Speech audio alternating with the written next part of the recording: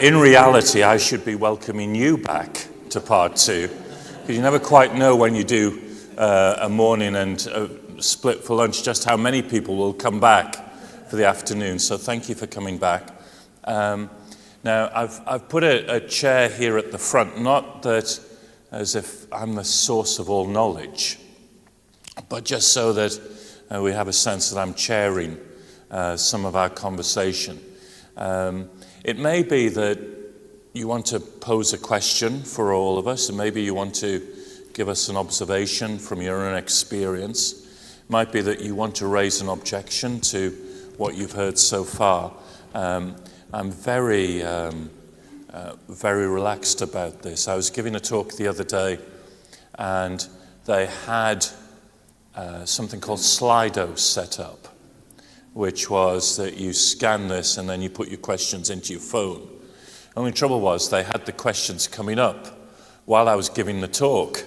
So I could see the questions appearing, and it's very helpful actually, because you realize that lots of questions were going around people's mind that had nothing to do with the talk at all, but they wanted to raise them, and rightly so. We believe that the Holy Spirit works in that. So, Phil very kindly has a microphone. Now, let's see how we go with this. If no one says anything, then we'll just go home and try and get the Man United Spurs score before the end of the day. But really, it's over to you now for comments, questions, objections. Let's have a conversation. Thank you, sir, for starting us off. Just a comment that we hear a lot in the press about getting the narrative right, and we hear a lot about how the government's not got the narrative right at the moment. But when I read scientific papers or what have you, scientists seem to be desperate to prove that life's happening elsewhere, and therefore that disproves God.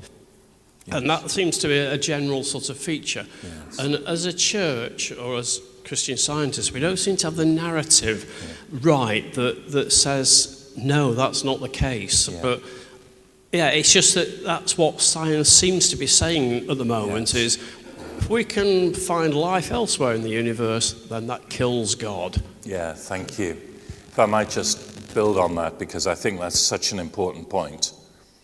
The science-faith discourse in the West, as you rightly said, is dominated by a number of narratives, which are, in the words of one of the commentators on this area, Ronald Numbers, are complete myths in terms of false. So the narrative of Galileo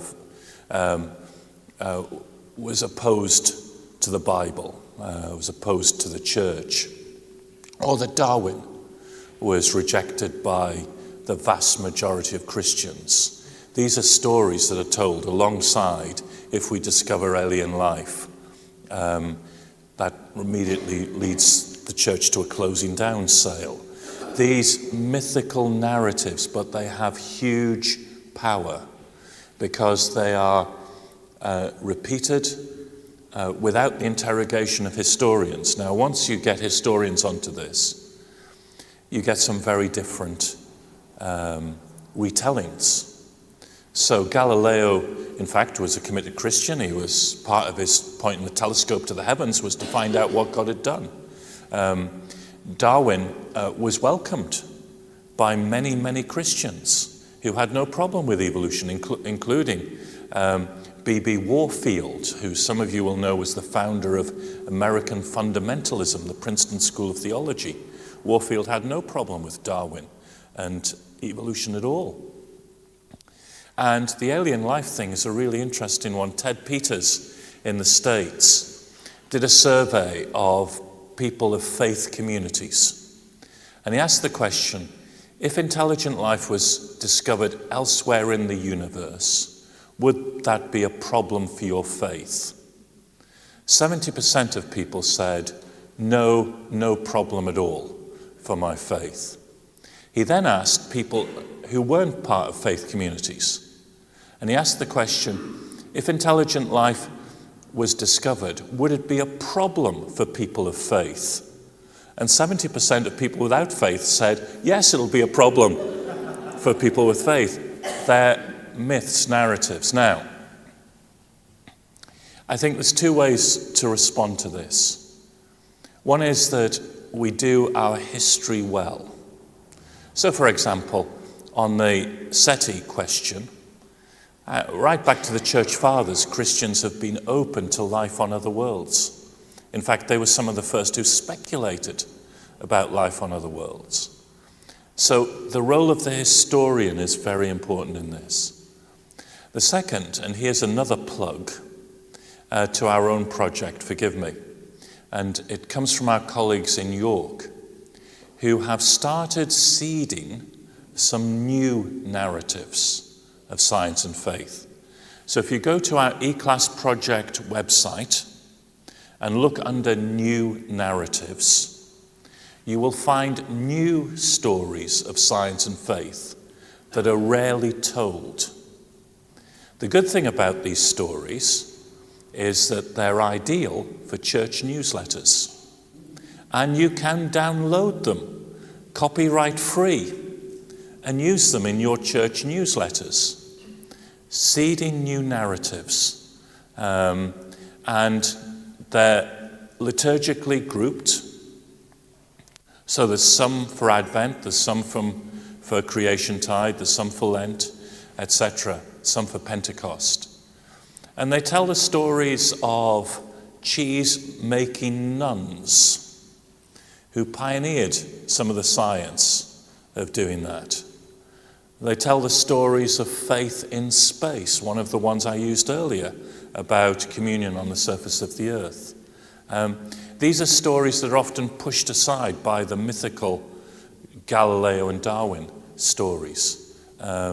So the eClass Project website for some of these new narratives, because stories shape how people think, as you said. Thank you. Really helpful.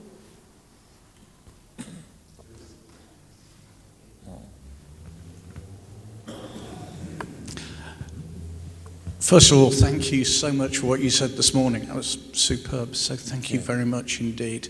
Can I ask the other side of what you were saying? Please. When I candidated for the ministry, I should say, Ian Smart, Superintendent Minister, Bramhall and Wythenshawe, Great. and a number of my church members work at Jodrell Bank. Yeah, wonderful. Yes, so when I candidated 25 years ago, then at the district level we were asked to pick a book and to present it, and the book I ended up presenting was Keith Ward's God, Chance and Necessity, which is a book that has probably affected my thinking more than many others. And what he was arguing was that actually, as it was then, Dawkins, Hawking and Susan Blackmore and the work that they were doing, they were failing science, because by taking God out, they weren't doing good science, and actually did better science by putting God back in again. And that's an idea that I've sort of kept with me, and it's important. My background is science, I should say. Wonderful. And the reason to ask the question is that one of the things that I've been reading about recently, and which has brought this really back to the front of my mind, is string theory. And looking at string theory and this idea that was in, I don't know if you read the article in the New Scientist a few weeks ago, talking about how in our four-dimensional universe, this is a projection from a higher dimension, or probably a sixth dimension. And you suddenly went, hang on a minute, the idea that there is a being beyond space and time that creates a universe in which there is space and time, and, you know, I'm back in Genesis. And therefore, to bring faith into what, you know, is their theory, what it is that's being suggested in string theory, ignoring the science, it answers the other part of the debate, because they're talking about the how. We're asking the question about the why. Yes. How do we get the faith question and the faith stuff into their debate? So that it's not just a purely scientific debate about the mechanics of how something in a higher dimension creates a four-dimensional space-time universe, but how is it that you actually recognize, as Christians, as a community of faith, we agree, but we also want to say that that was done for a reason. Yeah. Does that make sense? Oh, absolutely, and very helpful as well. Thank you. Let me affirm Keith Ward's contribution to this area, which has been hugely important as a philosopher, theologian, particularly. And one of those names that you mentioned, of those who had opposed religion, not Professor Dawkins, by the way, has recently been confirmed in the Church of England. I think then you raise the really important question of how do we move the conversation so that God becomes part of the conversation. And I think, as you said, you gave us a beautiful illustration of this, that science may give us models which enable us to articulate the activity of God in ways that make sense. And I think the fact that our four-dimensional space-time crystallizes out of an 11 or 23 or whatever dimensional space is really interesting, and you described it well. That it's not inconceivable that a creator who inhabits more dimensions than 3 space and 1 time can interact with the universe in different places at different times in a way that is beyond our common sense. I think the second thing then is that science raises questions which itself cannot answer. So the cosmologists who are my friends in Durham, who are not people necessarily of faith, are obsessed with the question, where do the laws of physics come from and why are they intelligible? So I have friends in the basement of the Department of Physics in Durham who build universes. They have vast Cray supercomputers, and with a few laws of physics, an amount of gas, an amount of dark matter, an amount of dark energy that they put into the equations, then simulate how universes evolve.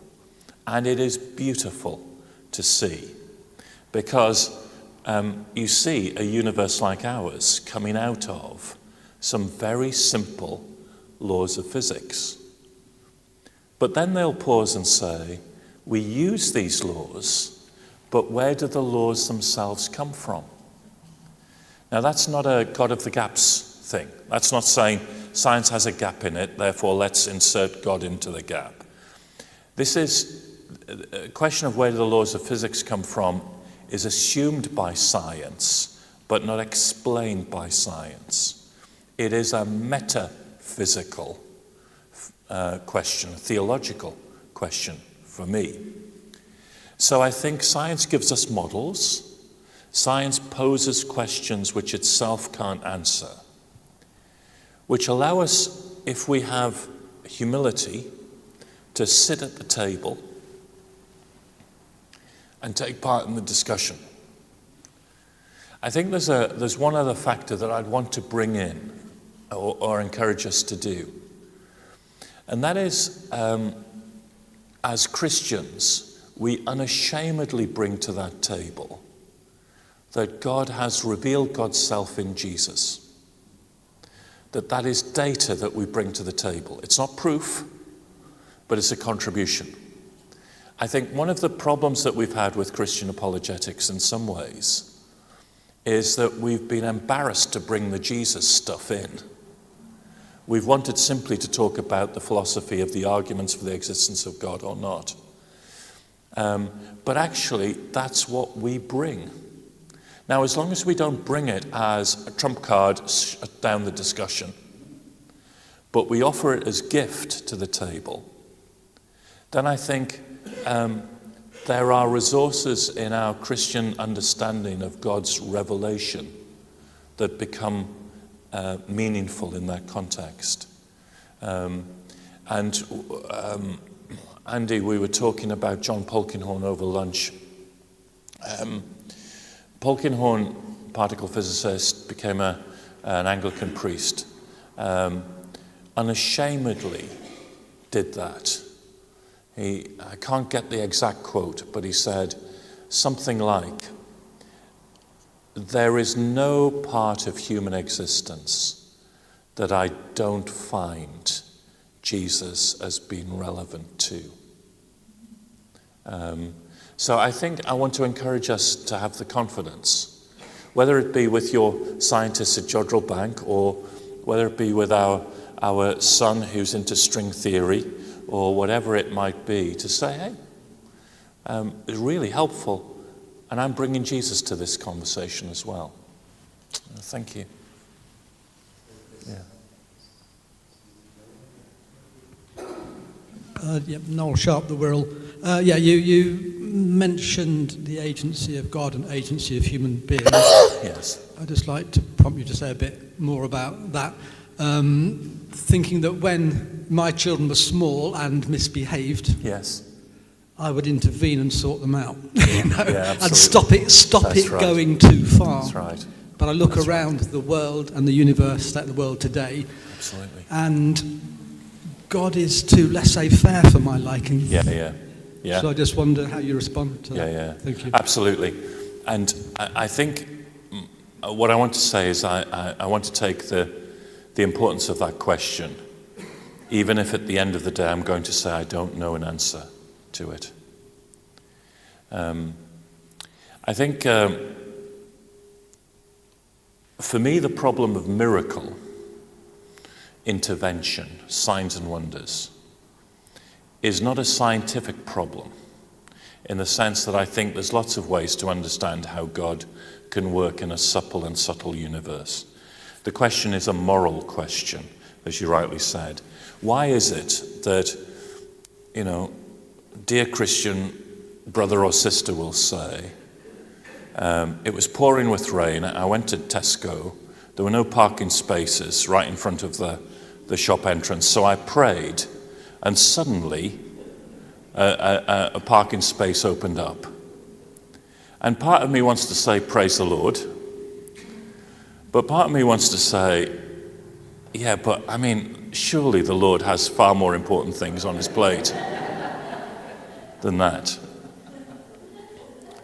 And so the question of if God can work in particular ways, why doesn't God act more?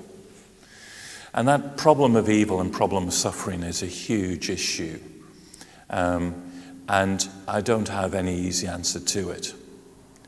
I think there is an insight which says that a universe of fruitfulness needs both law and the unusual. So to use this illustration of children, which you very helpfully raised, when my kids were small,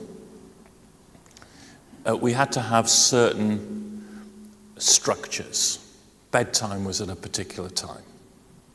And by everyone understanding when bedtime was, they could decide responsibly how to use their time.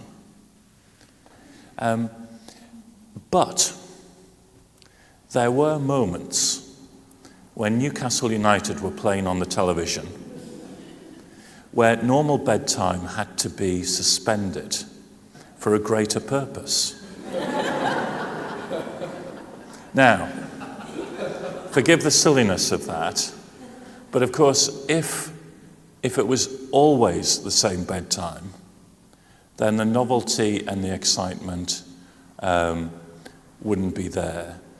If it was always capricious decisions going on, then the children wouldn't know where they were in terms of growing in responsibility.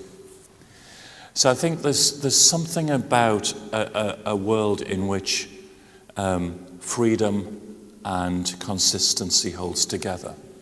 I think that's the first thing. I think the second thing, and you rightly put it in your question, is that the agency of God and the agency of human beings aren't the only factor that's going on here. Because the agency of God and the agency of human beings is worked out within a physical creation. And the physical creation means that that agency may be limited,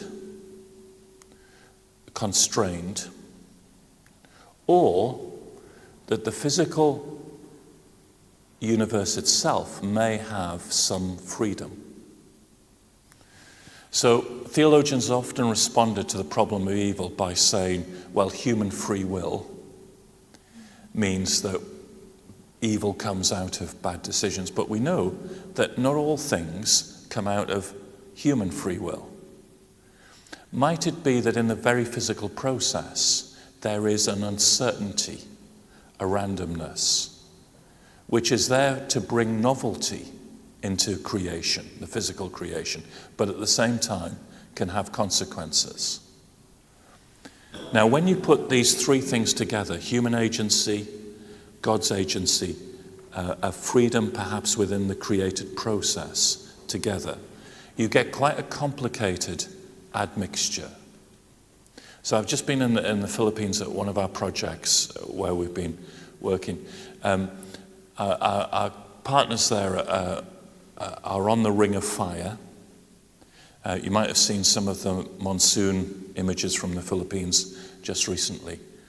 And one of their big questions in science and faith is earthquakes, natural disasters. Now, at one level, the same earthquakes that affect the Ring of Fire in Asia, the tectonic plates also produce agricultural land, which is rich to be used. It's the fact that we build, or we let the poorest people live in inadequate housing on the Ring of Fire that causes the evil and suffering because it's rarely the rich people who suffer from natural disasters. It's often those who are poorest in the world. So I'm just saying that to try and illustrate this very complicated kind of mixture of physical world, our own free will, God's freedom to act. Now, in all of that, I should have just stayed with I don't know. That would have been far better. But I think we have to take that seriously. And in any church which practices a ministry of healing, for example, any church that believes that God answers prayer, we have to be serious about unanswered prayer and those who aren't healed, rather than just brushing that under the carpet. Or, the even worse thing of you would be healed if you had enough faith. All right? So how we work out that, and this is where not only the messiness of life, but the messiness of the biblical account seems to me to be really important. Because the biblical account is really messy, isn't it? I mean, to be honest. I mean, that's not to undermine the Word of God. That's just to say the reality. I mean, wouldn't it be great if instead of one of Paul's letters, he'd written frequently asked questions chapter? I mean, that would have been brilliant, wouldn't it? Why the problem of evil? Give us 2-3 paragraphs, Paul, come on. But what we have is Paul praying that a thorn in the flesh would be removed from him, and it's not. I mean, I want to ask, what was the thorn in the flesh? How did he pray? How did he rationalize it? I mean, your grace is sufficient, says Paul. Well, yes, thank you, Paul. I mean, wonderful spiritual advice, but tell me about the struggle. We don't get that. We've got to think through it. The fact that Jesus appears in certain places and some are healed, but not all. I mean, I mean, if Jesus came to my village and he healed a few, but not me, I mean, I'd be really livid about it. So there's a kind of messiness of the biblical account, which for me is reassuring because of the messiness of the question that you pose. Thank you.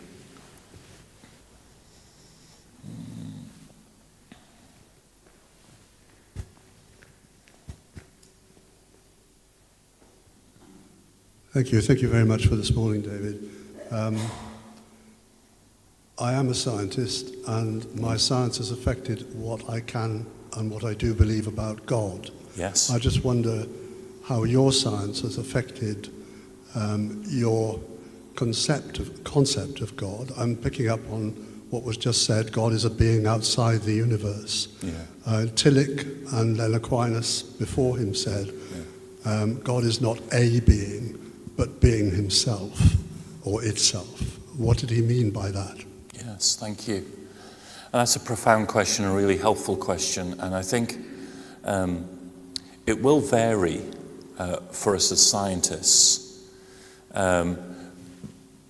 not least because our scientific discipline may be different, but also the way that our science entwines with our life story and our experience. But I think, just picking up on some of the things that I picked out this morning, this sense of the models that we make of God are always inadequate. That the biblical models are, they're not the whole story of who God is. And I think, therefore, when I look at the heavens, the moon and stars which you have created, I mean, that psalm is wonderful, isn't it? The work of his fingers. I mean, God's so great that he created 100 billion stars and 100 billion galaxies just with his fingers. Right? So within theology, what worries me is, particularly in philosophical theology, is that people seem to want one model of God to explain everything. And actually, Scripture is full of different models of God. And they always question each other. So I'm getting carried away with the question, forgive me. I mean, Luke 15 is really interesting. I'll come back to the science in a moment. But Luke 15 is interesting. If you remember the three parables that Luke puts together. Some of us feel that Jesus put them together originally, but it doesn't matter. Three parables. The lost sheep, the lost coin, and the prodigal son. What's your model of God when you look at those three parables? The first two are about a God who seeks. Something's lost, God goes after it. Third, Father doesn't go after the son into the far country. God waits. God seeks, God waits. And they're in the same chapter. How do you hold those two things together? So I think for me that the astrophysics has always questioned, particularly in terms of your God is too small, my Jesus, my Savior, which I believe is wonderfully true, but it's only part of the story. So it always, that's the first thing. The second thing about those models from science is the sense that models are always provisional. So when I went to school and was taught about the Bohr atom, a wonderful model of little billiard balls, I mean, complete rubbish really, when you begin to think about the quantum nature. But it's a helpful teaching model. But I need to move beyond the Bohr model of the atom. Helpful at a time, but move beyond.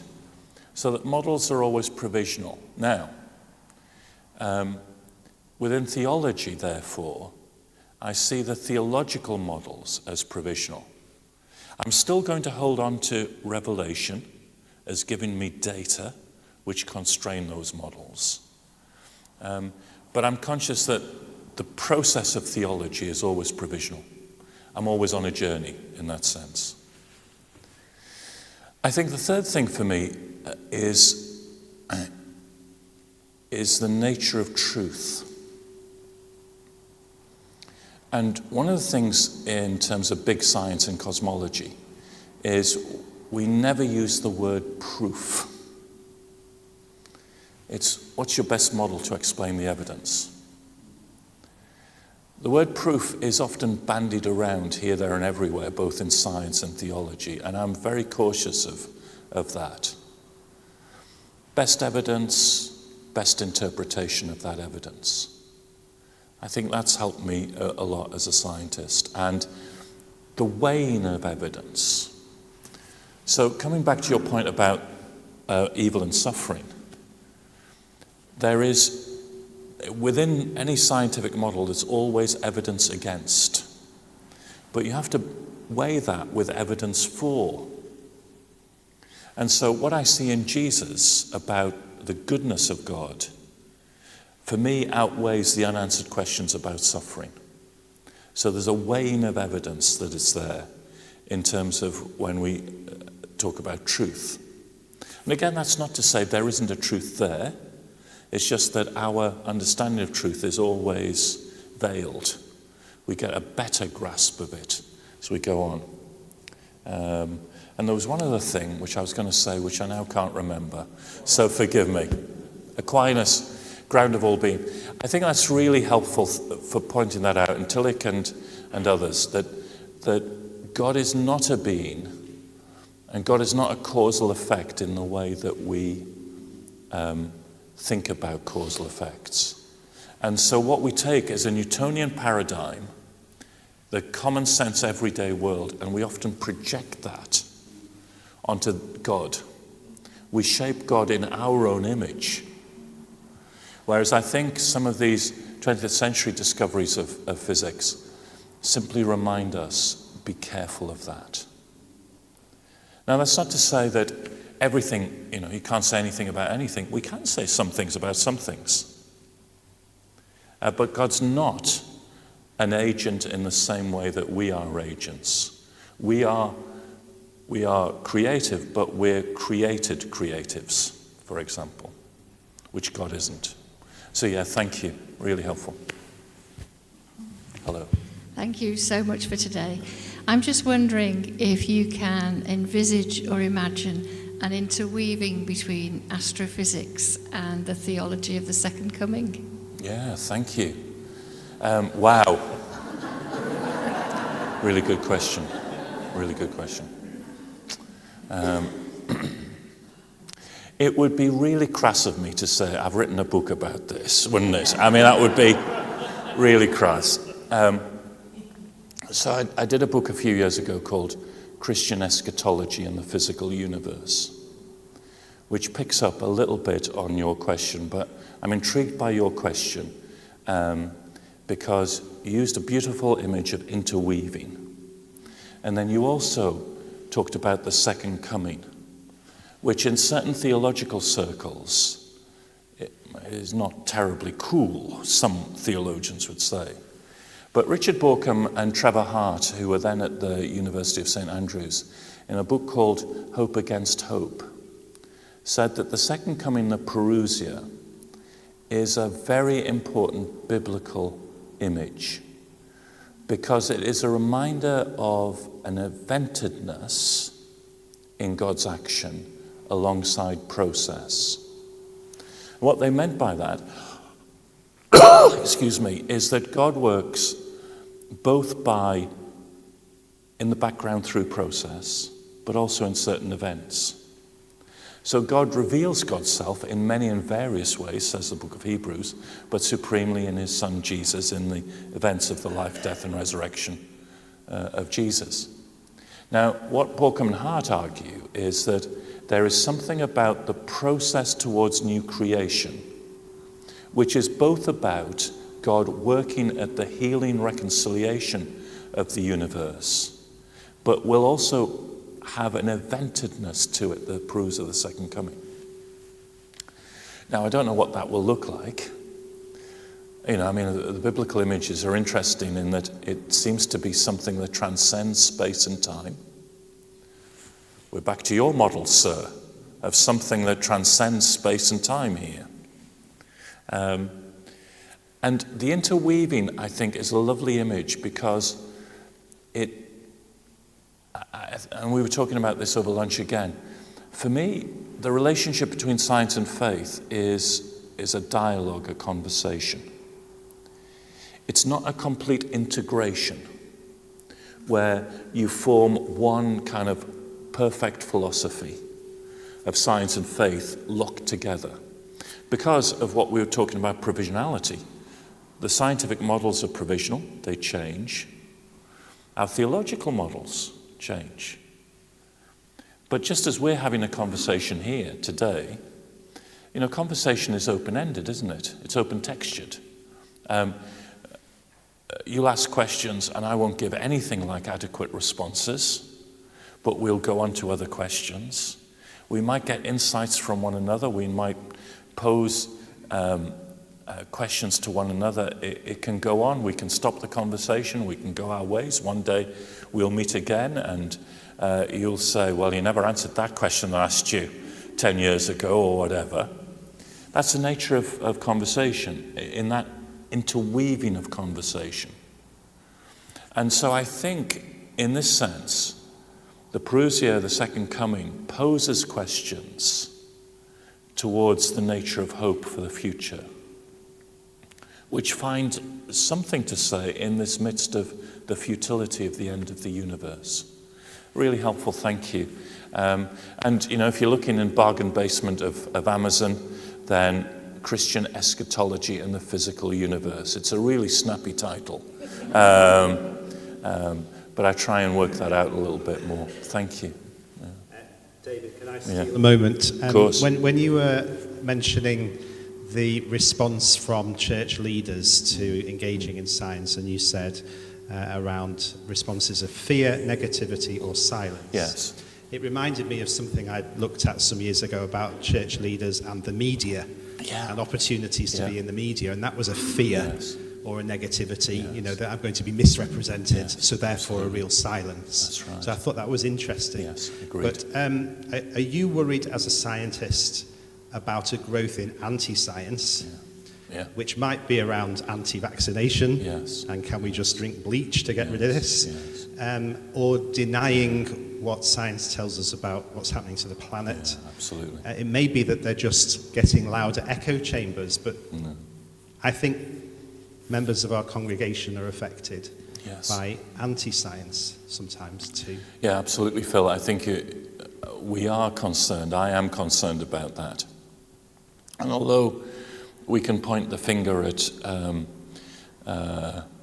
members of the Trump administration and their anti-vaccination, anti-science understanding, I mean, I think we also have to poke the finger to certain conservative politicians called Michael Gove, who said we no longer have time for experts. So there is a kind of anti-expert agenda here. And this is about power dynamics within societies. Who's in power? And coupling your point about the media, if you go back to where did six-day creationism come from, you know that six-day creationism is only about 100 years old. And it came out of the struggle for power in 20th century America. Who was in power? Was it this contemporary world of science and educators, or was it the church? And out of that came this conflict model of six-day creationism. So part of it is about power, who controls the power. And political movements are linked in to that. I think secondly, there is something about how we communicate science well in a way that people can trust. And the environment is a classic example of this. For many years, the BBC followed an editorial policy of, when it came to discussing climate change, you have to have balance. So in the studio on the Today program, if you were discussing climate change, you would have to have a scientist who believed that climate change was human-made, and you'd have to have someone to balance the argument.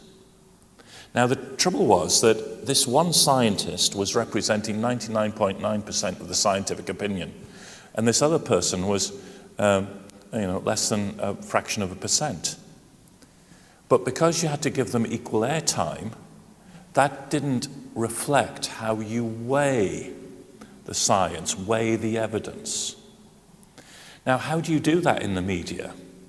How do you help people to see that scientific facts are data that needs to be interpreted, but the models are not proof of everything. They're very good indications.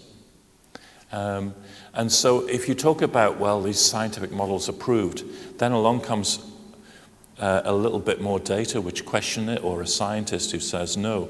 The subtlety of helping the public understand how you weigh scientific evidence is really important.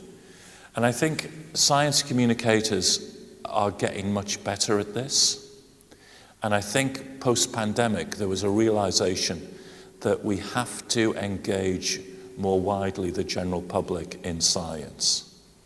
And in this country we've got some wonderful science communicators, haven't we? I mean, David Attenborough, Brian Cox, etc. in this.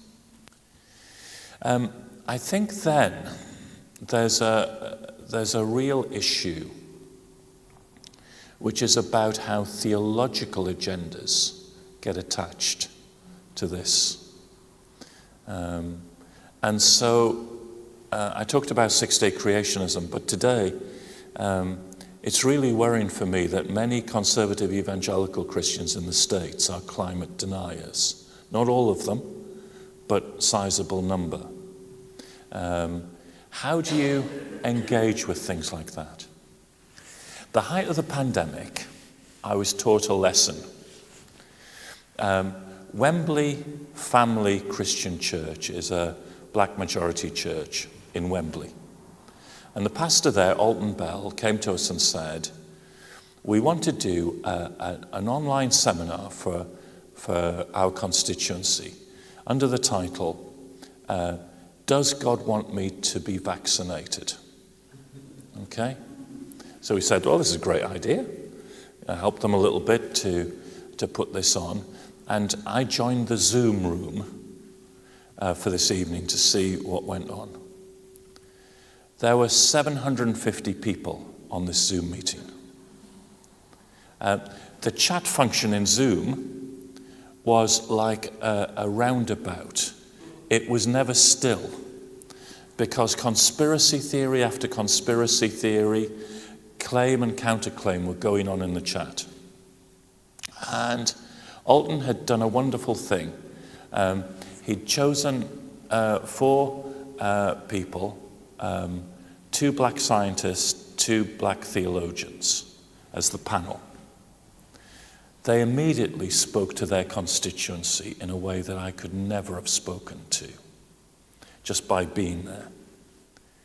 He then, with this thing going on and on and on, he then said, right, in this Zoom room with 750 questions, he said, does anyone want to ask a question? And he went to the person who'd loaded all of the conspiracy theories into the chat function. I was thinking, I would never do this. This is going to be a disaster. But by bringing it out without fear, it enabled the 4 people on the panel to address these conspiracy theories. It was a real kind of sense of vulnerability leading to truth. And Colin Morris, a great Methodist senior religious figure in the BBC, used to say, power-filled words come not from a pulpit but from a cross. It's in vulnerability and an openness to some of these science questioners, deniers, actually engaging with it. That's really important. I was doing one of these the other day in Leeds for the Bishop of Knaresborough, and I was doing science and faith, and then he was just talking a little bit about their situation in Headingley with an asylum seeker hotel and lots of flying of the England flag and all the rest of it. And Bishop Aaron said, this is a real issue for us. He said, and he's Asian by ethnic origin. He said, so I went down to the protest and I invited the leader of the protest out for breakfast. What courage, what vulnerability. So thank you.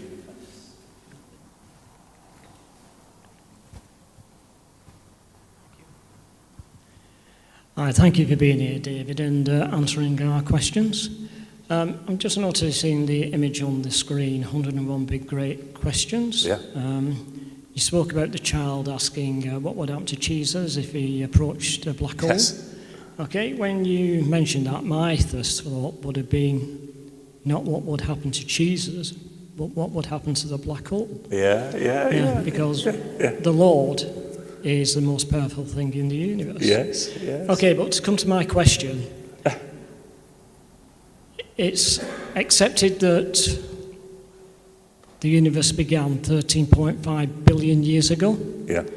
Okay, and the reason we kind of know that is because we can extrapolate back through time where all matter originated from. Yes. Okay, but the James Webb Telescope has kind of now indicated that we're seeing objects beyond 13 billion and a half light years away. So this is indicating that either the 13.5 billion the 13.5 billion years when the universe began is either wrong. It's either saying that these galaxies over 13.5 billion light years away are travelling faster than the speed of light, or the redshift that we use to deduct how far these galaxies are away are incorrect. Yes. Can you actually give some light on that, please? Thank you. And you choose, I mean, by the way, I'm still thinking about what the effect of Jesus on the black hole would be. What a beautiful question. And in my 21 pages, it never occurred to me to ask that question. Thank you. So one or two things on this. The age of the universe, we think, is probably closer to 13.8 billion years old. But you're right that Webb is giving us some very interesting results from a very early part of the universe's history. Not least that star formation and galaxies switched on very early, far earlier than we thought it would have done in terms of the universe. However, specifically, again, your question is really helpful in that our dating of the universe is one of these things where we use a number of factors to come to the best interpretation. The redshift, again rightly outlined, has always been difficult as the sole measure of this. And so this depends on the Hubble constant. And the Hubble constant we've disagreed on for a little while, which has given us some uncertainty just from the redshift. We've got to be careful about talking about galaxies traveling faster than the speed of light, because the best way to think about it is that we've got curved space-time, rather like the surface of a balloon. And rather than looking directly at galaxies, we're looking at light that's traveled round the surface of a balloon. And while the surface of the balloon is expanding at the same time. So the distance scale in astronomy, and particularly how to interpret the redshift, it does have uncertainties to it. Not uncertainties between billions of years and 6,000 years, but around the kind of 0.5 of a billion year that you rightly said. However, there are other ways that we model the universe where we also get a cosmic age from it. The development of the elements, for example. The amount of helium that we see in the universe. The microwave background radiation. All of these become important tests as part of the model. And so it's not just the redshift that leads us to 13.8, but it is a provisional answer. And if you invite me back ever in 10 years' time and we meet again, I might have to say to you, you were right about the 13.5 and I was wrong about the 13.8. because that's the nature of provisional science. There's a lot that we don't understand, and sorry, just to depart from the question for a moment, just to illustrate this. I talked about the dark energy. Well, about 70% of the universe is in dark energy. We don't know what that is. Another 25% of the universe is in a form of matter called dark matter. We don't know what that is. You don't have to be a great mathematician, therefore, to know that I sit before you as someone who only knows what 5% of the universe is made of. Now you might say, why has this chap come all the way from Newcastle if he only knows what 5% of the universe is made of? But at least we know that we only know what 5% of the universe. Now, it's that kind of uncertainty that when I'm talking and I say the light from these galaxies taken 13.4 billion years, I am using shorthand. And it relates back to the question of how we communicate science with all of its provisionality. That hasn't shed any light on the matter that you raised, but it's just to say that those uncertainties are inherent in how we calculate these things. And we're always open to new data, or we should be open to new data. Thank you.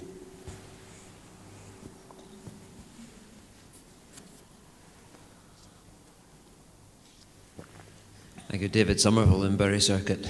I want to come back to the idea of narrative, yes, because I think one of the issues in the church is we like our theology to be fixed. Yeah. And where it's questioned, we feel challenged. Yes.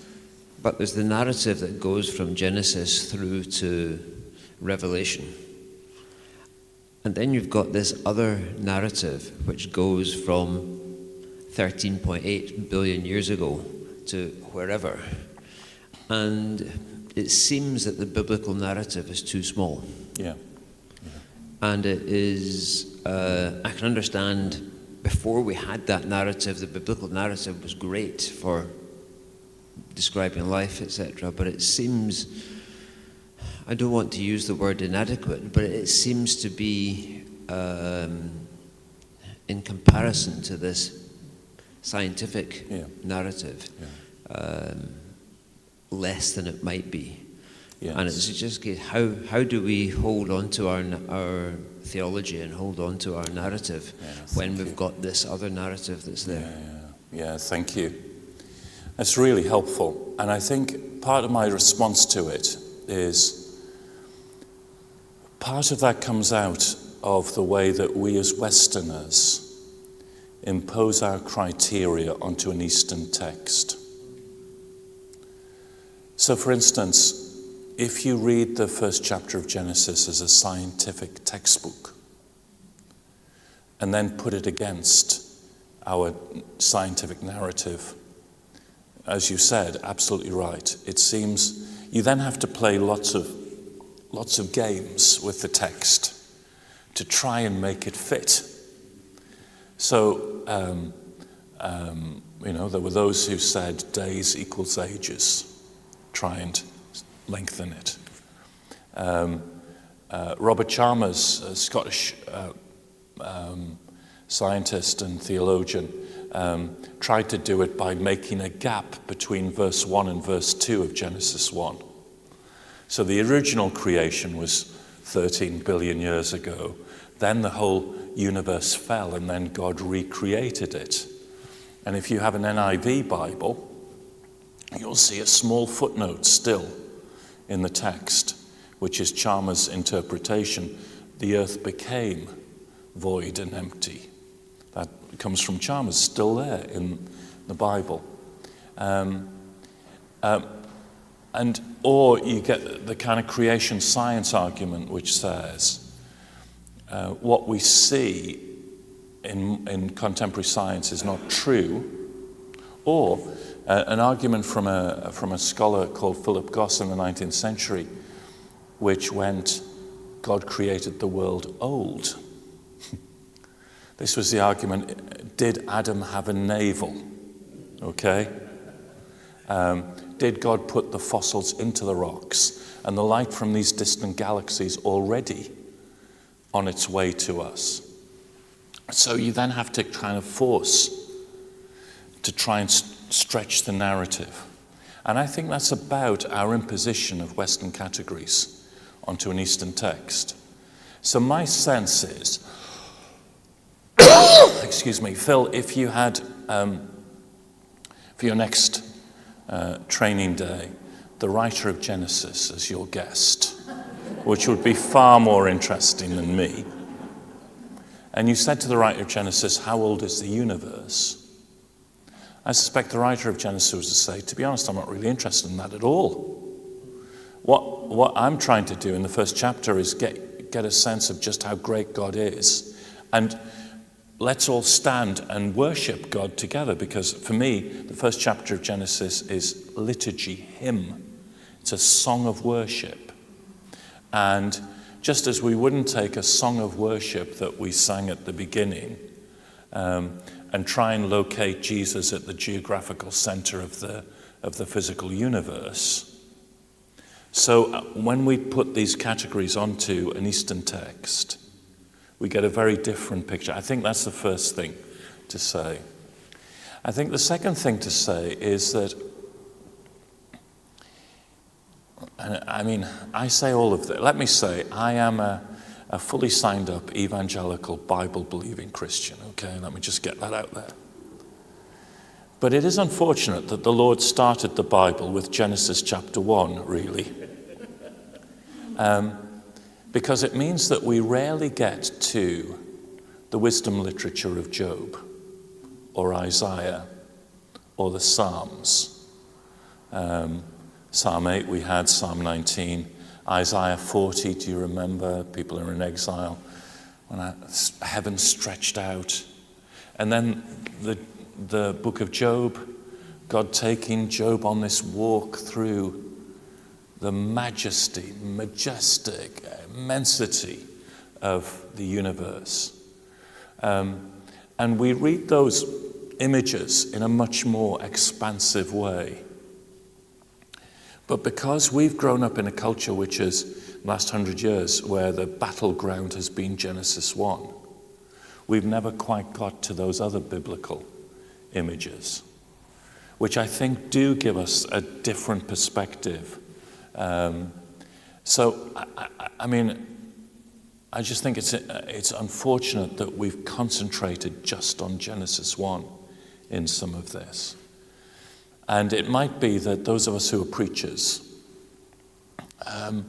might want to think about the other creation passages to talk about them, and not least then the New Testament creation passages, John 1, Colossians 1, Hebrews 1, which allow again this much greater picture.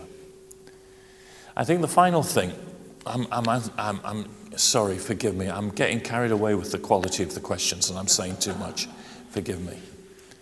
I think the final thing is that I want to acknowledge that science is one of the interpretive tools that God gives us to interpret Scripture correctly. Now, a number of my friends would, at this point, throw up their hands in horror and say, no, good Reformation principle, you interpret Scripture through Scripture, quite right. But I think God has given us the gift of science to bring, to interpret Scripture. And that actually our scientific story both questions and receives from the biblical literature. And it reminds us that actually, if you read this as a scientific textbook, it's a very small universe, as you said.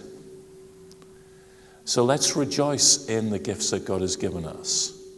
And most of the time, we do our Bible interpretation quite naturally.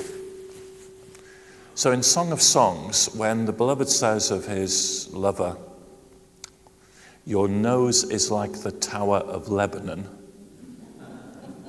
we don't think this woman's nose was made out of stone and is 200 foot tall. I mean, we're not entirely sure what the Tower of Lebanon is, but we kind of get the illusion, so we think to ourselves, this must have been famous for its beauty. Therefore, this woman's nose is beautiful in the way that the lover talks. We do that quite naturally, yeah? Trouble is, because in the West we've built Genesis 1 as this battleground, we've lost this just natural way of seeing this as worship, as hymnody, as liturgy. Thank you.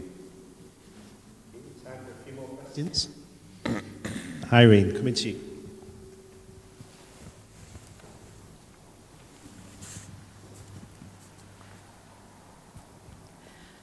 It's Irene from Cumbria Circuit, and I've held back because I feel it might be a very naive, childlike question, and I quite understand if you want to park it.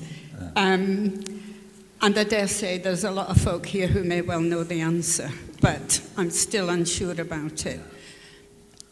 The rainbow, in my journey through life, in every way, has been perhaps one of the most inspiring, uplifting factors in my life. I've traveled a journey with many deep and painful challenges, but also many exciting and good challenges. And I'm a singer, and with children and adults, we'll sing, I Can Sing a Rainbow, Rainbow. So when I mix paint in the primary colours, I understand where the colours of the rainbow come from. But is there any insight into how they're there in the sky when I'm most needing to be uplifted, and there it is? How do those colours come into being? Is that a daft question? No, it's not a daft question at all, and very let's beautiful. not park it at all.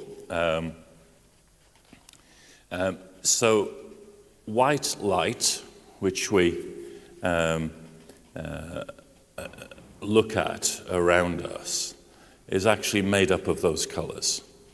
And water droplets are able, through the internal passing through of the light, to split into the different colours.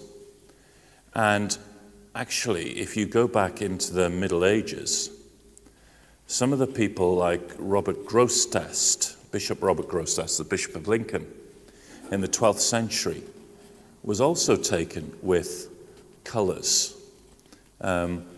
In fact, as you spoke, I was reminded of some of the stuff that he talked about. And Grosseteste, it seems, sitting in a cathedral, was fascinated by how the light was split by the glass in the cathedral coming through into these colours. And he wrote a beautiful book on colours and optics. By the way, this is a sidebar, the Middle Ages were not the Dark Ages at all. Some people will say science grew in Greek and Roman culture, and then Christianity came along and the whole thing disappeared until the Enlightenment came along. That's not true. That's a myth, another story.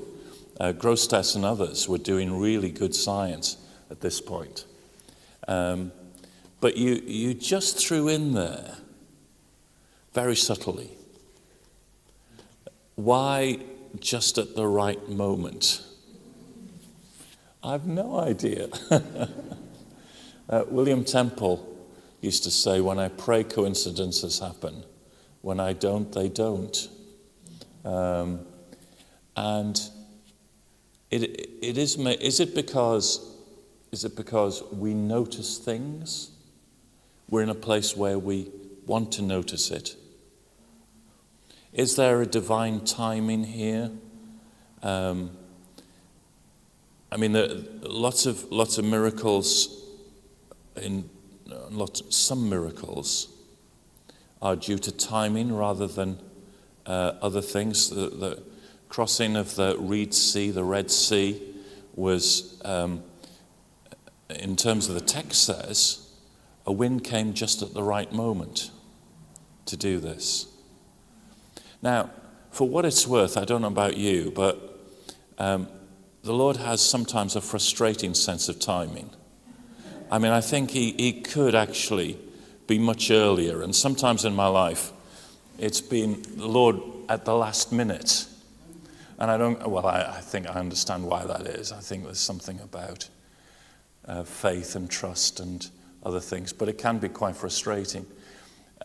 I don't know. But I think you're right to see that there is something about the particularity of the world where God interweaves his story into our story in a most remarkable way. And I mean, can I understand that? No, I can't. But it does seem to be the experience of many Christians down the centuries that that's the case. When we get to the new creation, why don't we stand together, and that should be our first question to find out. Thank you. Anywhere else? Yes, Sharon. You talked about... Sorry. You talked about the balance of like questions and airtime and that sort of thing. So we've had all these esoteric questions. Here's mine. Thank you very much for what you said today already. I was very fortunate that I went to NASA for a week's study. Wonderful. Aren't I the privileged one? Back over in the change of the millennium. Yes. And while we were there in the classroom, big hangar, doing the experiments and studying, we also had the experience of talking to the astronauts on a big screen from the International Space Station as it went over. And of course, we had astronauts come to the classroom. Mm-hmm. Now, we know that when they return to Earth, they are changed people. Yeah. They have seen life from another point of view. What I found out from them is that it's very difficult to accommodate to being on Earth again. That transition to being here, it has its problems, yes. Such as tripping up, going upstairs, because you don't float. Or take something out of the fridge, gravity acts and you drop it. You don't just park it. So what I'm thinking is, how can we help our people, the church and others, to accommodate transition and change as we begin to learn more about Jesus, the Christ of the cosmos, as our scientific knowledge develops, and we eventually find that, yes, Christ of other planets, in whatever way the cross or the manger is, to quote the carol. Yeah. How do we prepare, should we prepare, for that time that we will take on board new insights into Christ? Yeah, thank you. Sorry, long-winded question. No, it's wonderful, and wow, I'm jealous of your experience. I think let's just start with the astronauts. As you know, in terms of religious belief, their response was very mixed. There were some who came back with a deepened spirituality.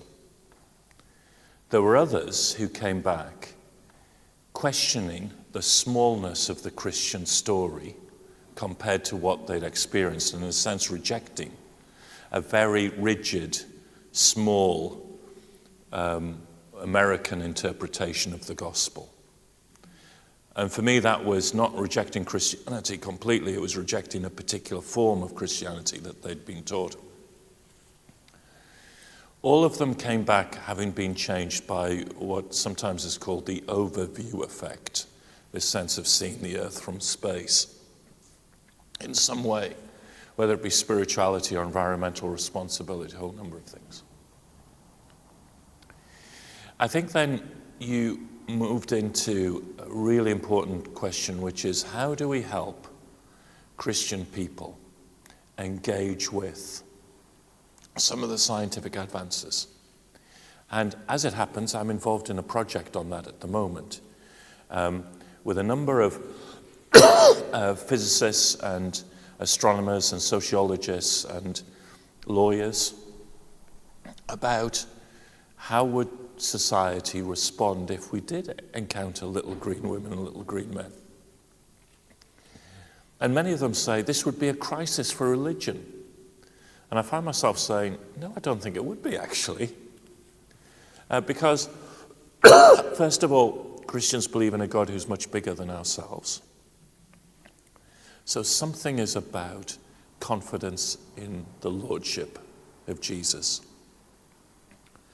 I think, secondly, we have a history where actually we've worked these things through.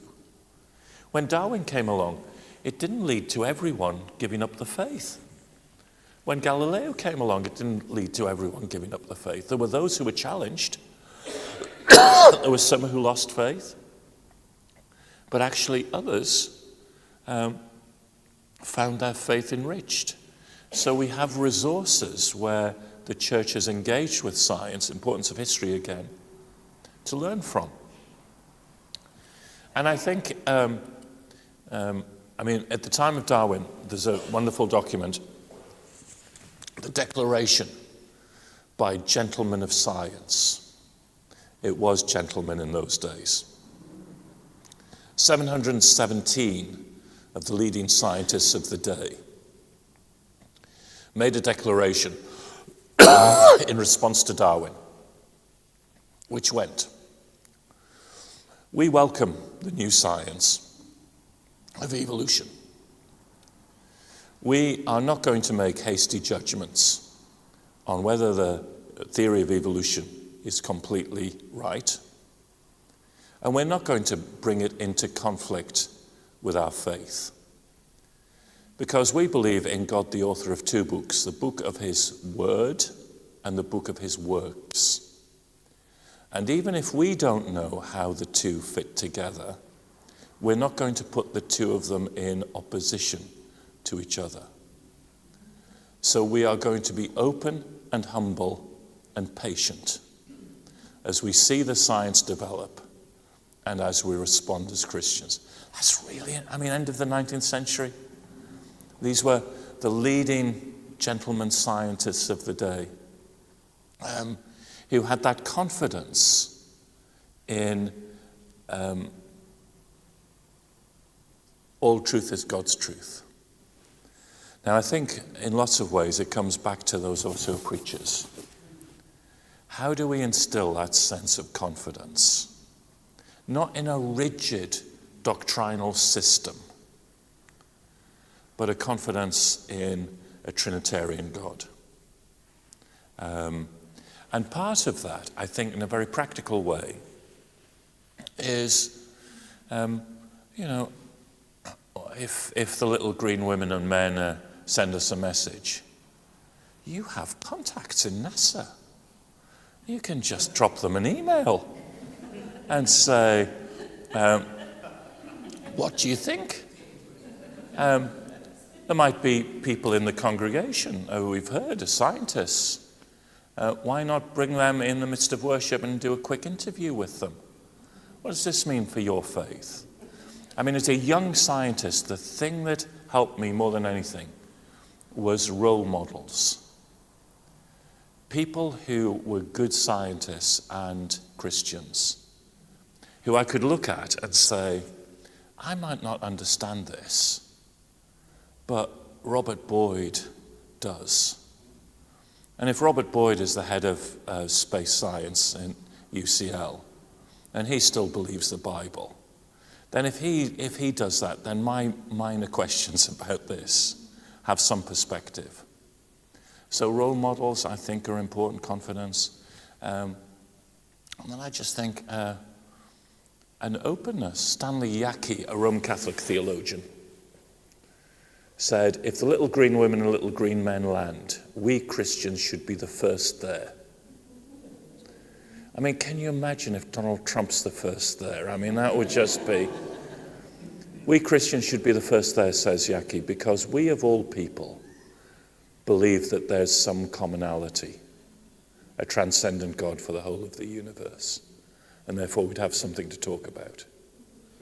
That's really, I think people will react in different ways, as you've seen through the astronauts. We look back at Galileo and Darwin, people will react in different ways. But those who moved forward were the people who had confidence in God, who had good role models around them, and had an openness not to worry about this undermining or destroying God. Thank you. I think I'm running out of voice. Well, Phil. David, we've given an awful lot of your time. Was there one last question, or are we happy to give David's voice a rest? Anybody disappointed that they've not had a chance? David, thank you so much. I'm going to hand over to James. Who's got pins and needles? Sorry. You know what it's like when you're sitting still. Yeah, that's right. It's my privilege, James Tebbett, District Chair, to thank, I'm glad Phil has thanked Harwood for having us. Thank you again, Harwood. Thank you to Phil, and who's worked with others, but it's particularly been Phil's inspiration, idea, hard work, engagement, knowing David, that's enabled this to happen. And as Phil said earlier, we hope that this will be the first of many, at least one a year, which would be really good. But on your behalf, especially we want to say thank you, David, for the richness of this experience that I think we've had collectively together, for your gifts of understanding and insight and communication, which has just been enormously helpful and stimulating for us. I'm so glad that we've got scientists here, and then the rest of us. And for the rest of us, sometimes science can be like that black hole where you get a bit spaghettified if you get too close to it. It can be worrying and scary. I don't know about you, but I look at the night sky and sometimes I feel awe and wonder, and sometimes I feel very scared because I feel very small and very finite. And struggle to make sense of it all. And we know the risk of us struggling too hard, so we become certain, and that's unhelpful also. But you have, I think, encouraged us, David, enabled us in understanding and imagination in all sorts of ways. You've been very affirming in all sorts of ways, in all sorts of direction, encouraging us, I think, not to be threatened, nor to threaten others. You've been subverting in all sorts of constructive ways, and again, directions in a way that's incredibly helpful. You've been encouraging of us that maybe we don't need to feel quite so scared or anxious, even when the world and life and the Bible is incredibly messy. And you've been encouraging us not to be so arrogant sometimes, that we really can be provisional, not assume that we have to have, let alone to impose the answers on other people, that we can be, with humility, provisional in all sorts of ways. And thus you've also encouraged us to be confident, to take a seat at the table, to listen and engage and share, trusting that in the end, all of this process of living and faith and engaging with one another and with others is supple and subtle, as perhaps after all God is supple and subtle. When you referred to the Heisenberg uncertainty principle, I got worried. I've always been worried about that since I first heard about it in the sixth form. And particularly when you said you can't know where an electron is and know where it's going at the same time, and substitute for that, I don't know where the church is and the church is going. I don't know where I am and I am going. And yet somehow I think you're helping us to live with that. And in the end, to trust, have faith, and to trust, not least in the God who somehow is transcendent and big enough and yet is there in the grain of sand in the palm of the hand, and who made himself known by coming amongst us as Christ Jesus, somehow transcendent and immanent, incarnational, all at the same time. Wow, thank you. That was just amazing. It's going to live in our memories long and in all sorts of ways and directions. So thank you so much. Let's give a round of applause.